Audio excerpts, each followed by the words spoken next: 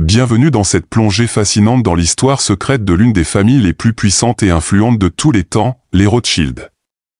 Vous avez peut-être entendu des rumeurs, vu des théories complotistes ou même lu des articles sur leur immense richesse et leur influence tentaculaire. Mais aujourd'hui, nous allons au-delà des mythes pour découvrir comment cette dynastie a véritablement façonné le monde moderne. De la création d'Israël à l'invention du système bancaire international, en passant par des stratégies financières audacieuses et controversées, les Rothschild ont joué un rôle déterminant dans des événements qui ont changé la face du monde. Préparez-vous à être surpris, intrigué et peut-être même choqué par les 5 moments clés où les Rothschild ont utilisé leur pouvoir pour remodeler la réalité. Rejoignez-nous pour dévoiler les secrets de cette famille légendaire et comprendre l'ampleur réelle de leur influence. Bienvenue dans le monde des Rothschild. Voici ce qui s'est passé quand la famille la plus riche du monde a décidé de créer son propre pays. En 1917, les Rothschild, cette famille au trillion de dollars qui a inventé la banque moderne, ont utilisé leur argent, leur pouvoir et leur influence pour conclure un accord secret avec le gouvernement britannique. Cet accord a finalement conduit à la création de l'État d'Israël. Mais ce qui rend cette histoire encore plus étrange, c'est la personnalité excentrique de l'homme qui a orchestré cet accord, Lord Walter Rothschild. Walter Rothschild était un méga-milliardaire énigmatique avec tellement d'argent que, au lieu d'utiliser des chevaux pour tirer sa calèche, il importait des zèbres d'Afrique juste pour se montrer.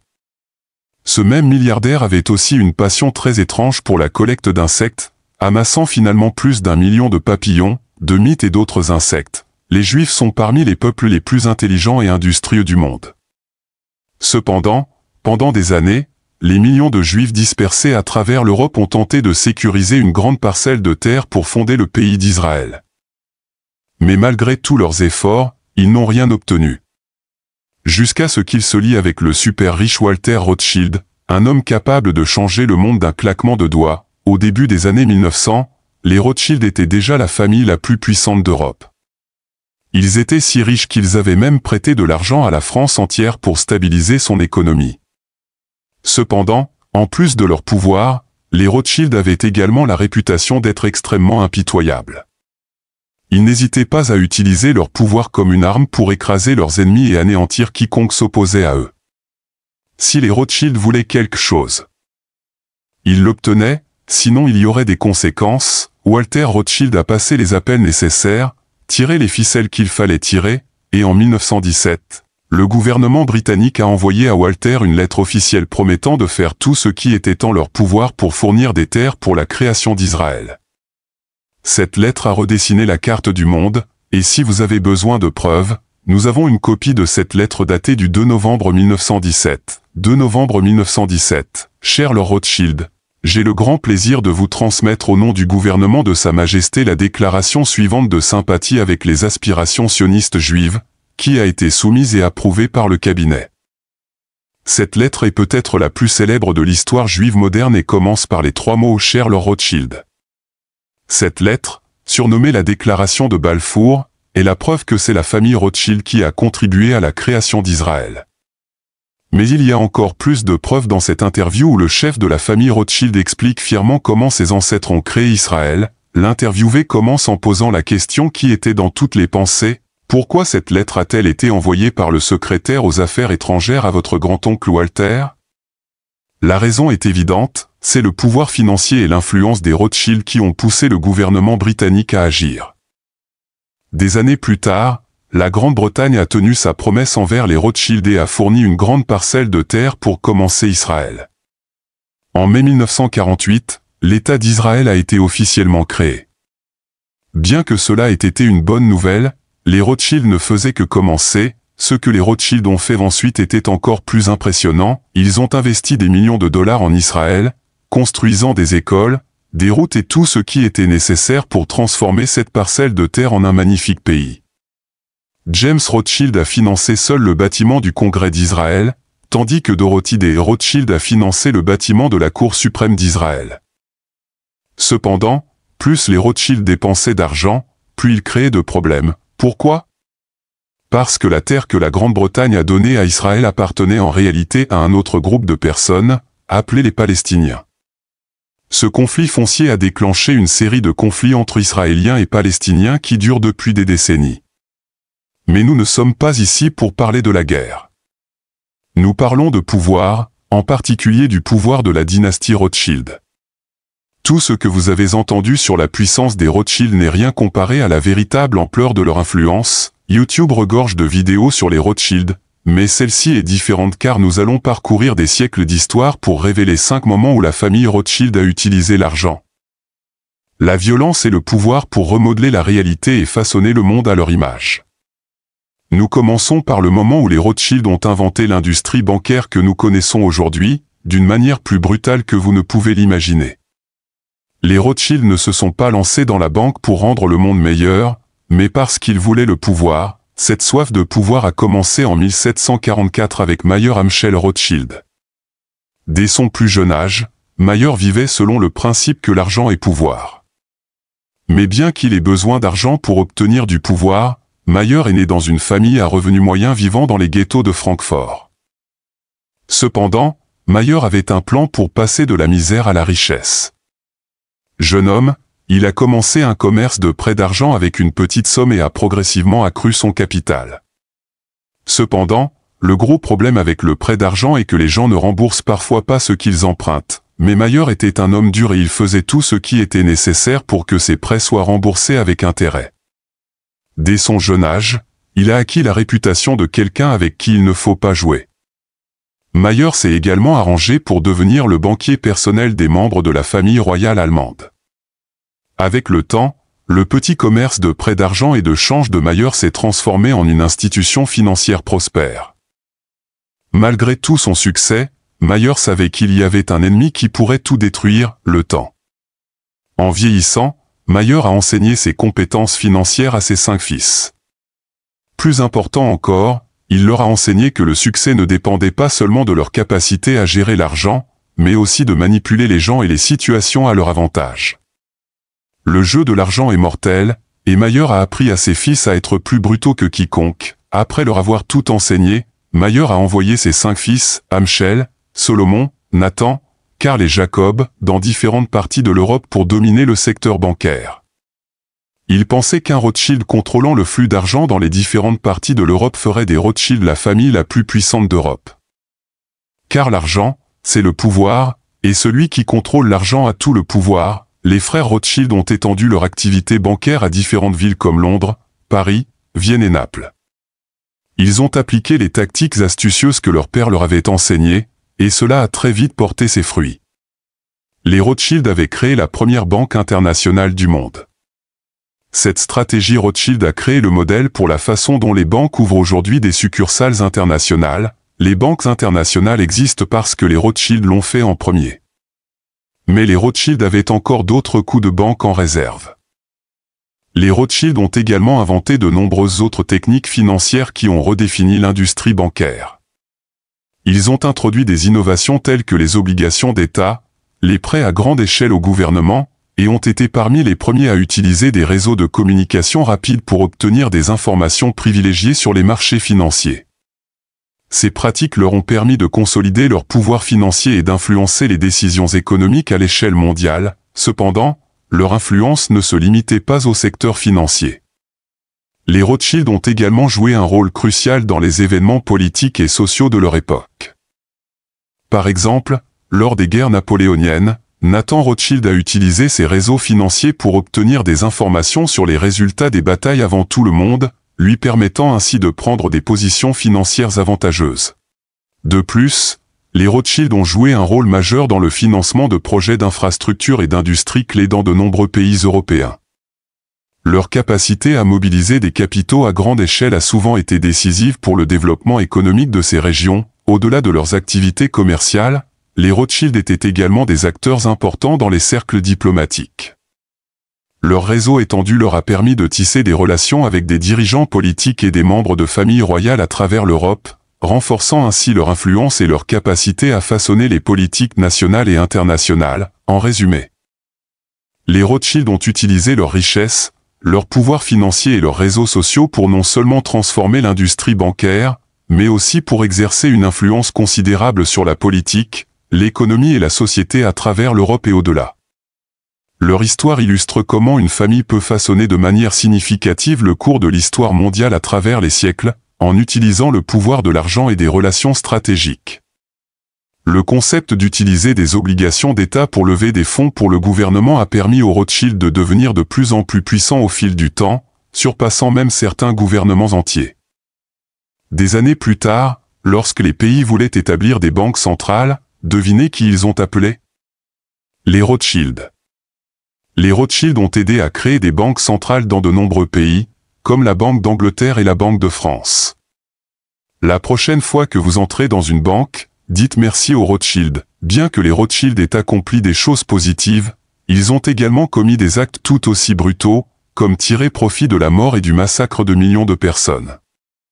Cela nous amène à la deuxième fois où les Rothschild ont changé la réalité, quand ils ont décidé du sort du monde libre au XIXe siècle. Napoléon Bonaparte avait pour mission de conquérir le monde. C'était le plus grand stratège militaire sur Terre, capable de déjouer n'importe qui sur le champ de bataille. Le problème avec Napoléon, c'est qu'il ne se contentait pas d'être un soldat riche dans l'armée française, il voulait dominer le monde. Il lança une campagne pour combattre et conquérir tous les pays du monde jusqu'à ce qu'il soit le maître de l'univers. À quel point est-ce fou? Au début, beaucoup pensaient que Napoléon était surestimé, mais ils commencèrent à le prendre au sérieux lorsqu'il continua de vaincre ses ennemis sur le champ de bataille. À un moment donné, il semblait que Napoléon allait devenir l'homme le plus puissant du monde. À cette époque, les Rothschild étaient les personnes les plus puissantes en Europe. Pour maintenir leur pouvoir, les Rothschild firent quelque chose de si maléfique que cela aurait pu faire pleurer le diable.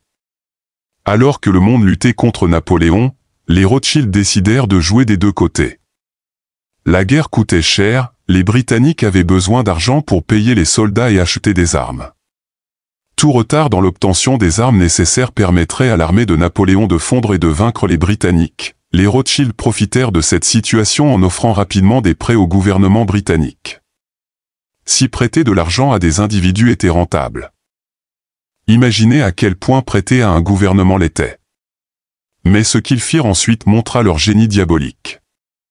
Les Rothschild sont allés dans le dos des Britanniques et ont offert des prêts à Napoléon aussi. D'ici 1815, les Rothschild fournissaient de l'or et de l'argent à Napoléon pour acheter des armes et attaquer les Britanniques, tout en fournissant simultanément de l'argent aux Britanniques pour acheter des armes et des bombes pour attaquer Napoléon.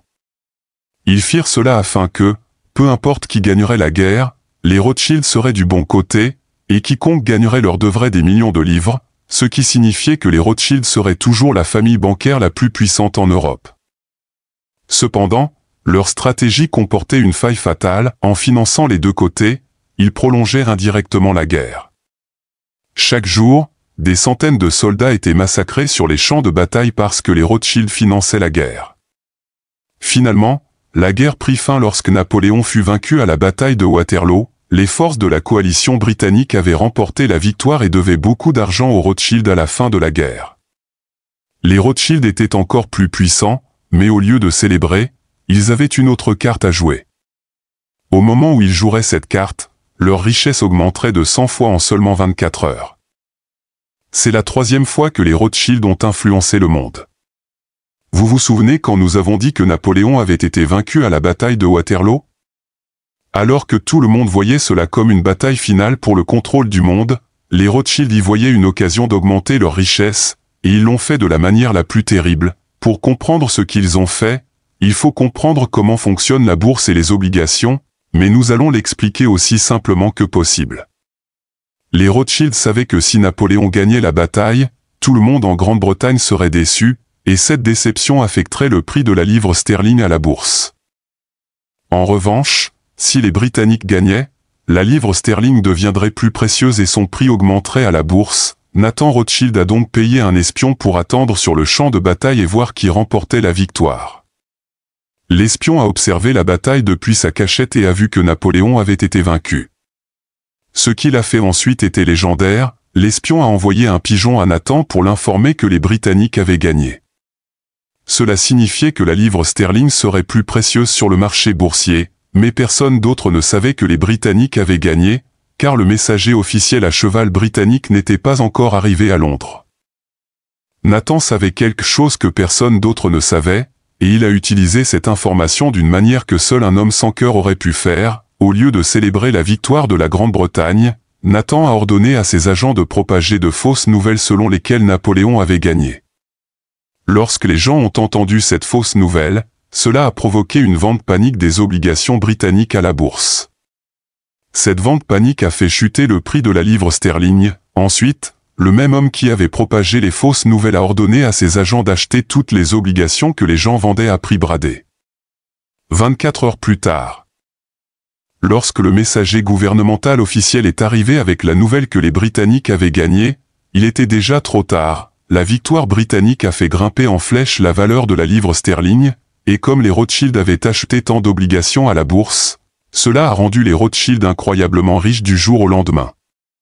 Selon les rapports, les Rothschild ont gagné l'équivalent de 6 milliards de dollars grâce à ce seul coup, et cela a préparé le terrain pour la prochaine fois où les Rothschild ont changé le monde en contrôlant ce que les gens pensent. Voilà comment ils ont fait. Les Rothschild avaient accumulé plus d'argent qu'ils ne pouvaient en dépenser dans leur vie. Et les 5 fils ont enseigné à leurs enfants les mêmes leçons que leur père leur avait enseignées. Avec le temps, alors que la technologie avançait, des dispositifs tels que la radio et la télévision ont été inventés. L'information ne se propageait plus par des messagers à cheval, il suffisait d'allumer la radio ou la télévision pour voir et entendre des nouvelles du monde entier. C'était une nouvelle ère, et les Rothschild l'ont perçue comme une menace. Ils avaient vécu leur vie en suivant le principe selon lequel l'argent est le pouvoir, mais cette nouvelle génération de Rothschild a réalisé que l'information est une nouvelle forme de pouvoir.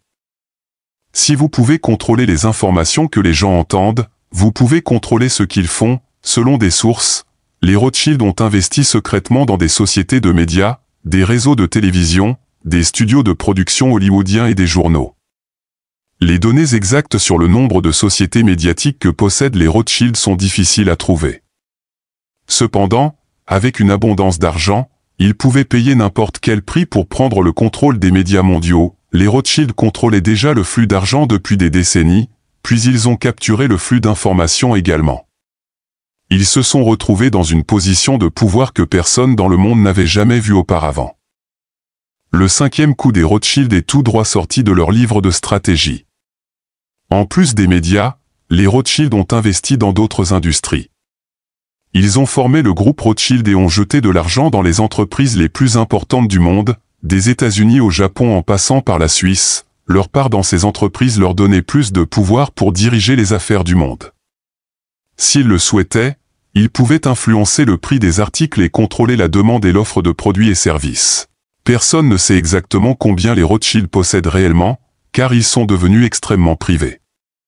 Bien que les estimations indiquent que les actifs des Rothschild valent $1 billion ou plus, quel que soit le montant exact, les Rothschild sont certainement assis sur le plus grand tas de richesses de l'histoire. Les Rothschild sont l'ultime comte de Rag tout riche.